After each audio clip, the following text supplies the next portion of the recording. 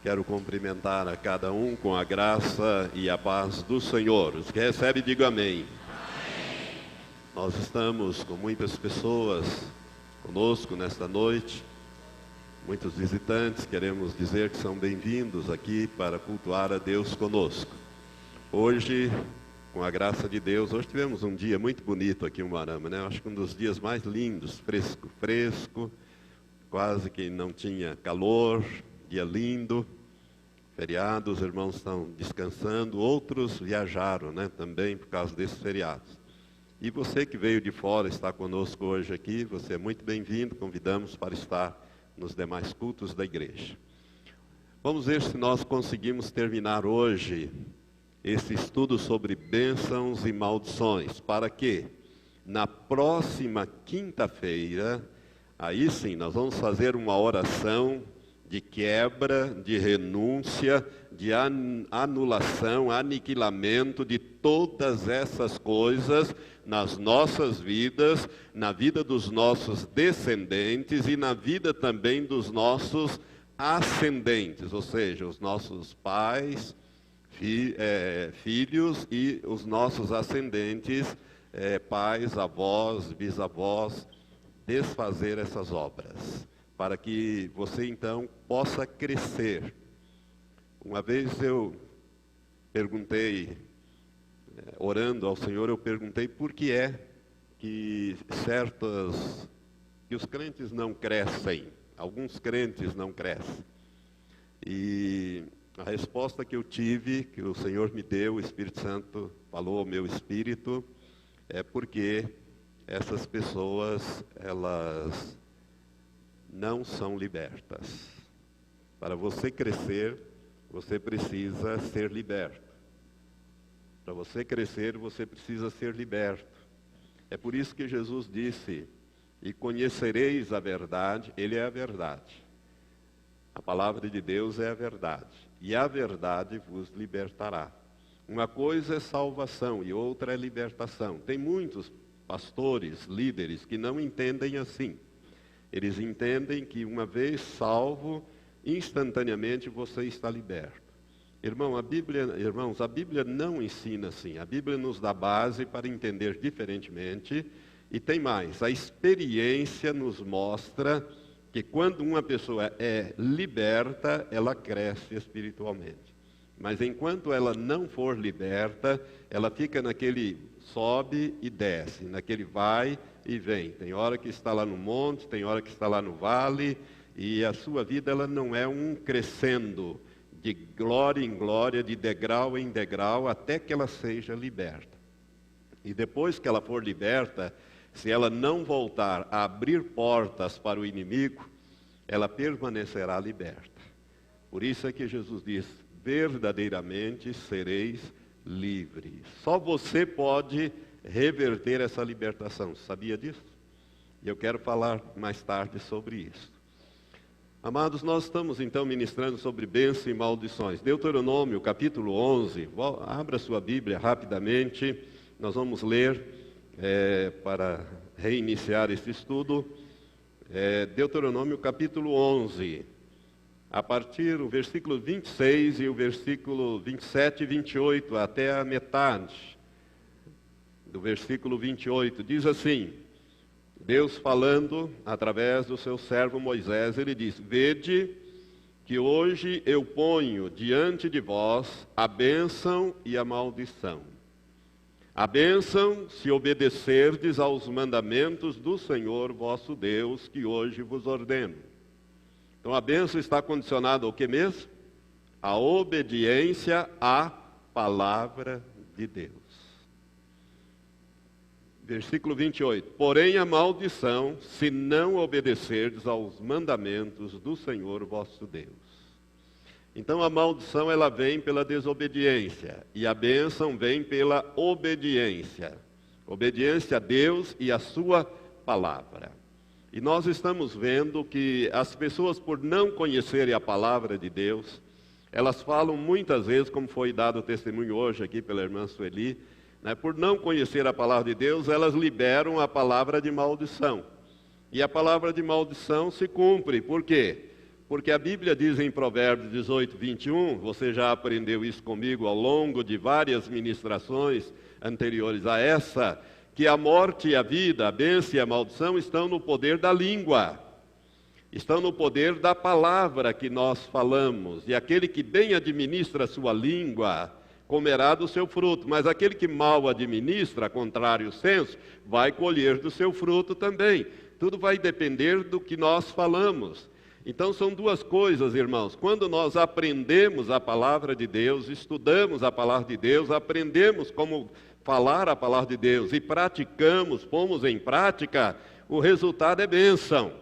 Quando nós negligenciamos a palavra de Deus ou não tomamos conhecimento dela e falamos segundo os padrões do diabo, que é o padrão do mundo, ele vai nos levar a falar a palavra errada, a palavra de maldição, e o resultado é que nós vamos colher o que nós falarmos.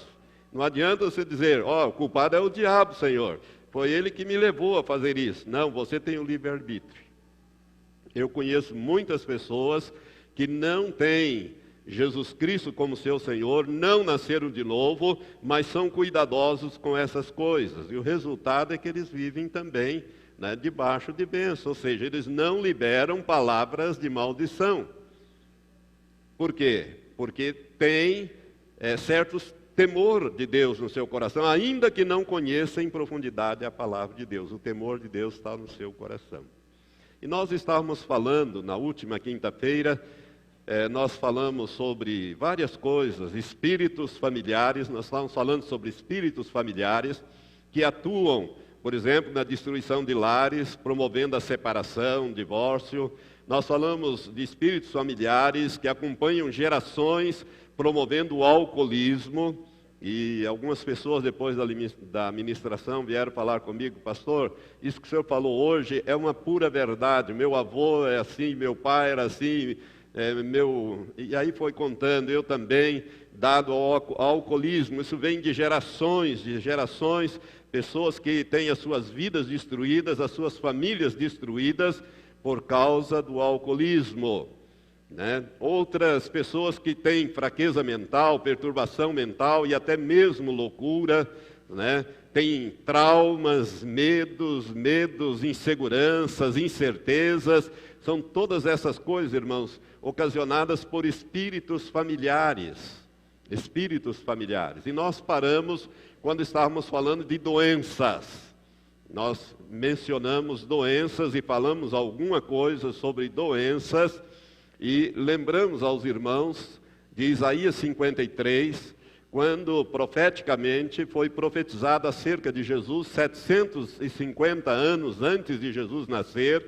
No versículo 4 de Isaías 53 está escrito que ele verdadeiramente tomou sobre si as nossas enfermidades e carregou com as nossas dores. O castigo que nos traz a paz, eu estou citando de cor, o castigo que nos traz a paz estava sobre ele, pelas suas feridas, pelas suas pisaduras, nós fomos sarados. Aquilo já está feito, já estava feito antes de Jesus encarnar.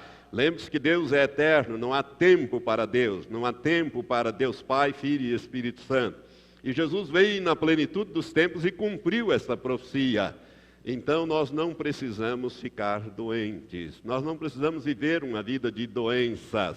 Nós não precisamos, basta que você creia e rejeite o mal e as doenças vão sair do seu corpo. Que você pratique. Você vai ver daqui mais um pouco, quando eu falar mais profundamente aqui sobre as maldições da lei, você vai ver que as bênçãos e as maldições estavam lá na lei. E uma das maldições da lei era a doença. Vários tipos de doenças. Eu quero até te desafiar, desde já, você abrir a sua Bíblia em Deuteronômio 28 e dobrar a página da sua Bíblia. Não vai ler agora não, você vai abrir em Deuteronômio 28 e dobrar a página de uma tal maneira que fique uma pontinha para fora para você não esquecer, quem sabe, porque eu quero que você leia todo esse capítulo. São muitos versículos, se eu não me engano, são 68 versículos, se não me engano, são 68 versículos. 14 deles falam sobre bênçãos e 54 falam sobre maldições. Que coisa terrível, 54. Porque Deus foi detalhando ali as maldições que viriam por causa da desobediência. E depois eu quero que você leia em casa para você se inteirar. O que é que Deus fala? Quais são as bênçãos e quais são as maldições da lei? Agora lembre-se, se você está em Cristo, Cristo nos resgatou das maldições da lei.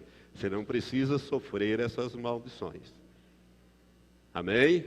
Mas precisa estar em Cristo. E mais do que estar em Cristo, obedecer a palavra de Deus, pôr em prática a palavra de Deus. E aí você vai ficar livre dessas maldições. Por quê?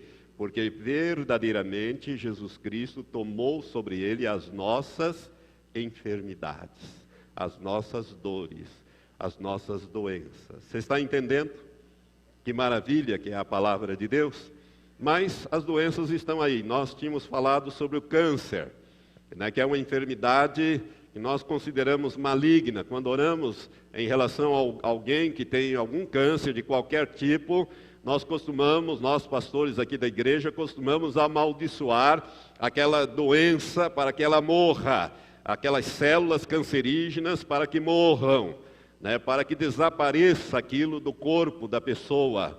E eu disse aos irmãos que um médico russo, há um tempo atrás, e isso foi antes daquela abertura, esse médico não é cristão, ele fez uma pesquisa e publicou numa revista científica uma conclusão controvertida, na qual ele chegou à conclusão de que o câncer era uma doença hereditária. Eu sei que esta é uma conclusão muito controvertida, e nós paramos quando estávamos falando aí.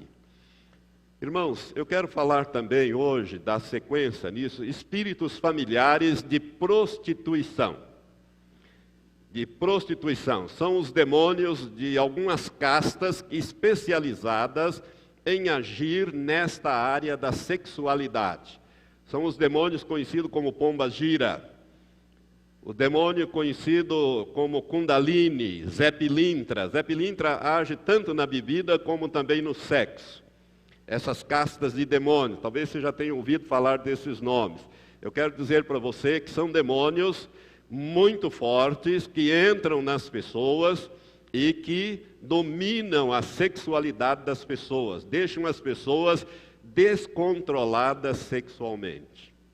Por exemplo, Deus fala, irmãos, mais de 300 vezes na sua palavra que o sexo só deve ser praticado dentro do casamento. Deus criou o sexo, foi uma criação divina. Com o pecado, Satanás deturpou o sexo. Mas a criação é divina. Agora, Deus proibiu o sexo fora do casamento. Por quê? Ele tem uma razão para isso. A Bíblia ensina que quando o homem e uma mulher se unem no ato sexual, os dois se tornam uma só carne. E nesse momento, os demônios que estão na mulher, vamos dizer que ela seja uma prostituta, que foi lá naqueles centros e lá recebeu banhos, passes, incorporou demônios para se tornar mais apetitosa, mais desejável. Os demônios que estão nela têm o direito legal de passar para o corpo do homem. Porque os dois se tornam naquele momento uma só carne. E ele passa para o corpo do homem. Eu conheci e conheço, hoje não tem muito contato, mas há anos atrás tinha muito contatos assim com pessoas fora do relacionamento da igreja, né? E conhecia homens que só falavam de sexo, sexo, sexo. Hoje eu discerno rapidamente essa pessoa, ela tem um demônio, talvez um pomba-gira, talvez um Kundalini, um Zé Pilintra, sei lá, um demônio agindo nela. Ela só fala em sexo, só vê sexo, ela não se satisfaz, porque o demônio não se satisfaz no ato sexual usando o corpo daquela pessoa. E aquele homem, então, depois tem um relacionamento com a mulher dele, e o demônio entra no corpo da mulher, e a mulher fica toda descontrolada, e também vai procurar sexo para fora. Daqui um pouco nós temos uma tragédia, uma morte, uma violência, essas desgraças que é a obra do diabo de roubar, matar e destruir.